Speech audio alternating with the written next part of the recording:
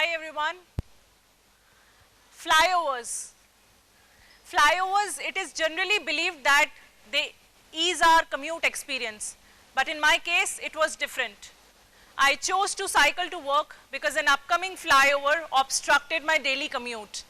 For the same 4-kilometer trip, cycle was taking half the time as that of motorized vehicles. I ditched motor vehicles and decided to cycle.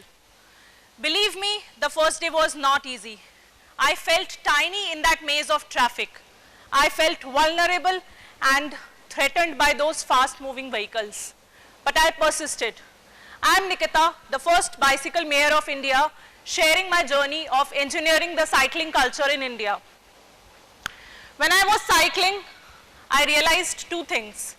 First, that I am not alone, that there are millions of invisible cyclists who are on the roads. I call them invisible because our decision makers have done zilch to make cycling safe and inviting for them and everyone else. Second, the only difference between them and me was the make of our cycles, that I was wearing formals, shoes, and riding with a backpack to an MNC. And that made me visible to all.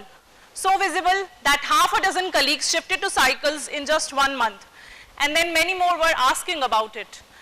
That gave me confidence, and I got a buy-in from my MNC to launch a tri-cycling pilot called TRING, which gave opportunity to a lot of my colleagues to try cycling after years of gap. Many were cycling on weekends, some were taking it to their yoga centers or gyms, and some were coming cycling regularly to the work because they were not getting time for their daily fitness. We tend to forget that sedentary lifestyle is impacting our well-being mentally and physically, and cycling can be a great way to get back into that active lifestyle. I was often asked this question, and I would say I was pestered by this question: how do you cycle in this hot weather of India? My answer was simple: start early and end your day early, and it is possible. Of course, a shaded and protected cycle tracks will really encourage many more to cycle. Log kya kahenge, which means what will people say? Log kya kahenge, unfortunately, not only decides our life choices, but also our commute choices. In our society, cycle is treated as a poor man's vehicle, and cars are shown as a symbol of success.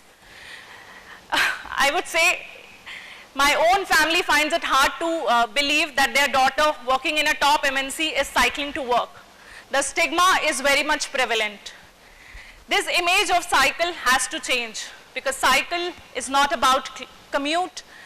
Cycle is about commute and not about class. Cyclists are basically zero carbon emitters. They cause no congestion and no burden to public health infrastructure. But if you look at the road space available to them, it is actually none for them to cycle safely. You would be surprised to know that some cities in India have even banned cycles on their major roads. Why go far? Try taking a cycle to a 5-star hotel. Chances are high that you will be denied entry. Almost all the cities in India have pushed cyclists to the edges, either by design or by sheer ignorance that no one cycles. Our streets need to be democratized to give that road equity to the cyclist which they deserve. Cycle is not just about commute. It has a lot of dimensions to it. So it is a famous saying that you see life when you cycle. During my daily rides, I was able to see people. Cycling gave me that opportunity to stop and appreciate life. I was able to see people. The same street looked different when I was cycling. I remember how those school kids used to smile and wave to me on my way to work, and that office watchman who used to give me that overjoyed look every time he used to see me on cycle. And how easy it was to get down and get bananas or enjoy the street food in the evening on my way back. Cycle just didn't impact my sedentary lifestyle. It also had an impact on my mental health. I was more productive, healthier, and happier every day. And how can I forget to mention the loads of ideas I used to get while cycling. And I made sure I executed them all. So I used cycles to connect people to the heritage of the city through Baroda Bicycle heritage rides. It gave an opportunity to people to experience and explore the city's culture, city's heritage, food and community living. Cycling brought people from all the walks of life together to enjoy and celebrate cycling. Cycling can be a great connector. We all must have seen old cycles getting rusted in our society. It's a very common sight. As a part of Gift a Cycle, I mobilized societies and citizens to gift their old cycles, and as a part of it, 100 cycles were gifted to people in need for commute, for livelihood, and for access to education to these girls. I still remember the joy on their faces while receiving the cycle.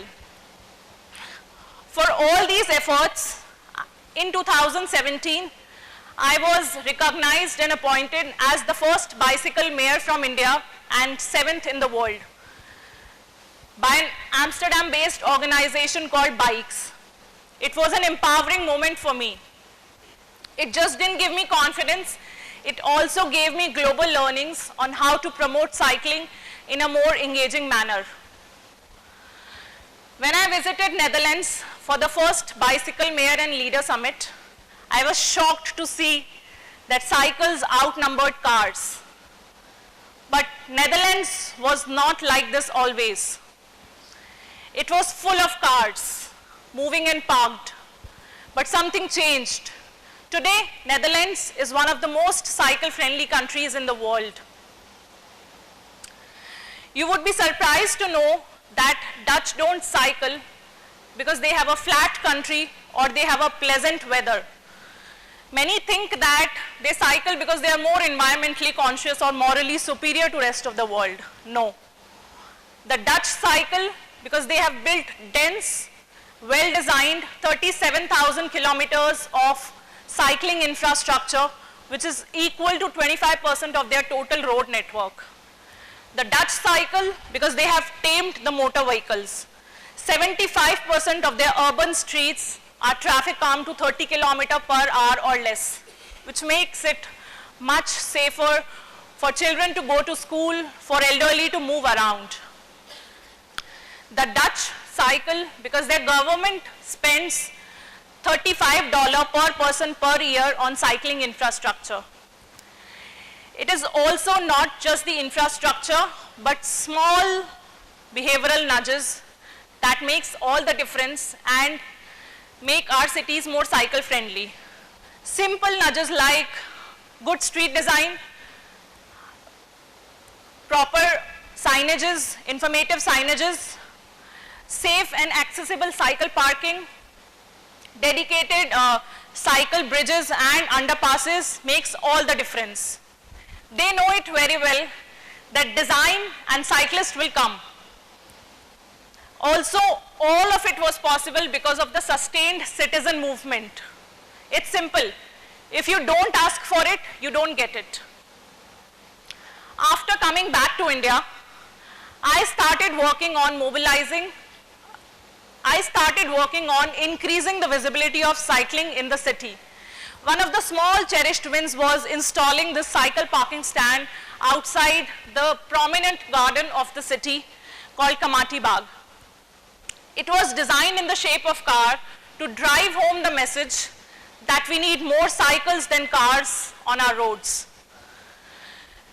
In addition to the social marketing of cycling, we also need technology as an enabler to bring cycling back in the mainstream. We often see that so many people buy cycles, but then they stop using it. And we have a dedicated app which uses technology and behavioral economics to incentivize and nudge people to cycle more and cycle often. COVID has given us a pause to think, reflect, and act on our lifestyle choices and improving our lifestyle. Sensible cities across the globe are investing in cycle as a multi-pronged solution to some of the most complex problems of 21st century, ranging from widespread obesity, traffic congestion, pollution, rising inequality, and social isolation. And cycle can be a great tool to address all these problems. The good part is that some of the cities in India have also come up with cycle tracks, cycle parking, and dedicated cycle lanes. And some of the cities are even allowing cycles in metros. I was really happy to see this campus where all of you were cycling and enjoying. I felt like I'm back in Netherlands. And these kind of examples really push, and we need more such examples of integrating cycles in our city planning. Cycles need corporates. Cycles need colleges and schools. Cycles need civil society organizations. And most importantly, cycles need citizens' involvement. And this will make our cities more cycle friendly. Cycle is not just an exercise medium. Cycle is a mode of transport, is a mode of exploration, is a tool for experimentation and a tool for change. Now, as a mother of 2-year-old, I wish to see a city where my daughter can cycle safely, where she can go to school on a cycle and go to her friend's place or explore a city safely on her cycle. For this will be only possible if you and I join hands in making our cities and our neighborhoods more safe for cycling. So next time when you see a cyclist on the road, remember that they are the part of the solution and not the problem. Thank you.